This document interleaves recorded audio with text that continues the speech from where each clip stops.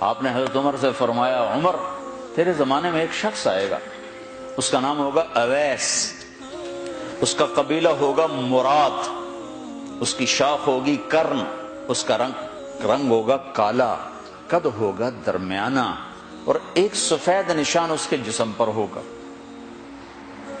جب وہ آئے تو تم اس سے دعا کرانا، علی تو بھی کرانا، عمر تو بھی کرانا، اور میں قسم کھا کے کہتا ہوں کہ اویس جیسوں سے دنیا بھر جائے تو عمر و علی کے ایک بدن کے بال کے برابر نہیں، لیکن اس کے ذریعے سے ایک پیغام آگے پہنچانا تھا۔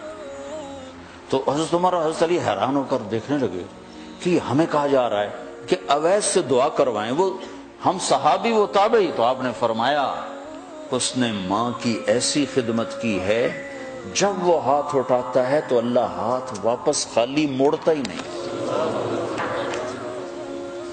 یہ پیغام پہنچانا تھا کہ ماں باپ کے آگے جھکو۔ جس دیش میں آپ رہتے ہیں یہاں کام کی رفتار بہت تیز ہے، ماں باپ اگر موجود ہیں تو کم ہی خوش نصیبوں والے ہیں جن کو کچھ اولاد کی خدمت ملتی ہے، ورنہ دیواروں کے ساتھ ہی زندگی گزر رہی ہوتی ہے۔ تو عمر رضی اللہ عنہ جب خلیفہ بنے تو ہر سال حج کرتے تھے، ہر سال ان کو ڈھونڈواتے۔ اب مجھے یہ نہیں پتا درمیان کے کوئی سال ہوں گے کہ ایک سال آپ نے حج پر سارے حاجی اکٹھے کر لیے، ایسے اپنے سامنے کا کھڑے ہو جاؤ بھائی، سب کھڑے کر لیے، کہنے لگے بیٹھ جاؤ سارے یمن والے کھڑے رہو، تو سارے بیٹھ گئے، یمنی کھڑے رہے، کہ سارے یمن والے بیٹھ جاؤ، قبیلہ مراد والے کھڑے رہو، تو سارے یمنی بیٹھ گئے، مراد والے کھڑے رہے۔ اس سال میں یمن گیا جماعت میں تو اویس کرنی کے گاؤں گیا، ان کی جگہ پیدا ہوئے، جو ان کا قبیلے کے لوگوں سے ملا، اس علاقے سے گزرا، دیکھا کہ اچھا یہاں وہ ہستی پیدا ہوئی تھی۔ خشک پہاڑ ہیں، بالکل خشک پہاڑ۔ پھر آپ نے کہا مراد والے بیٹھ جاؤ، قرن والے کھڑے رہو، تو صرف ایک آدمی باقی بچ۔ تو آپ نے اس سے پوچھا تم قرنی ہو؟ کہ جی ہاں۔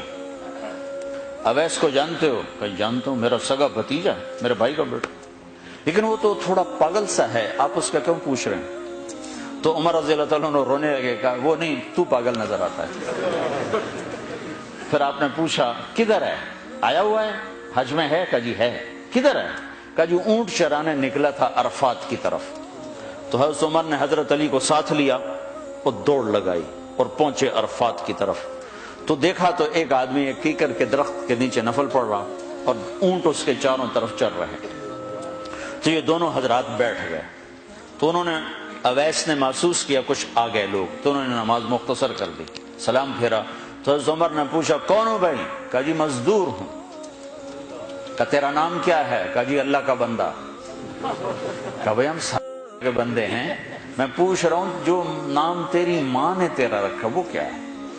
تو وہ تو پہچانتا نہیں تھا کہ عمر کون ہے، علی کون ہے، وہ تو پہلی دفعہ حج پہ تھا۔ وہ کہنے لگا تم کون ہو میرا انٹرویو کرنے والے؟ انٹرویو تو میں اپنی طرف سے کہہ رہا ہوں۔ میں کہا تم کون ہو میرا پوچھنے والے؟ تو حضرت علی بولے یہ امیر المومنین ہیں عمر بن خطاب، اور میں ہوں علی بن ابی طالب۔ پھر وہ ایسے ایک دم گھبرائے، دونوں کو سلام کیا، میں معذرت چاہتا ہوں میں نے پہچانا نہیں۔ تو عمر رضی اللہ عنہ نے فرمایا ہاتھ اٹھا، ہاتھ اٹھا۔ برمنگھم والوں کو پیغام پہنچے کہ ماں کی خدمت کیسے کی جاتی، کہ عمر جیسا ہاتھ اٹھوا رہا ہے، علی جیسا، علی جیسا۔ تو وہ کہنے لگے میں آپ کے لیے کیسے ہاتھ اٹھاؤں، میری اوقات ہے کہ میں آپ کے لیے دعا کروں؟ کہاں، ہمیں ہمارے نبی کا حکم تھا کہ اویس آئے تو اس سے دعا کروانی ہے، کہ جب وہ ہاتھ اٹھاتا ہے تو وہ ہاتھ خالی نہیں آتے۔ کس وجہ سے؟ تہجد، جہاد، تبلیغ، ذکر، تلاوت، تسبیح، حج، عمرے، نمازیں، روزے، ذکر، تلاوت۔ کس وجہ سے؟ نہیں، ان میں سے ایک وجہ بھی نہیں، ماں کی خدمت کی وجہ سے۔ پھر ایک اور جگہ آپ نے فرمایا کہ لوگ جب جنت میں چلیں گے تو اویس بھی چلے گا، جب جنت کے دروازے پر پہنچے گے تو اللہ تعالیٰ فرمائیں گے اویس کو روک لو، باقی کو جانے دو۔ تو اویس گھبرا جائیں گے، کہیں گے یا اللہ مجھے کیوں روک لیا ہے؟ تو اللہ تعالیٰ فرمائیں گے ٹھہر جاؤ، جانے دو ان کو۔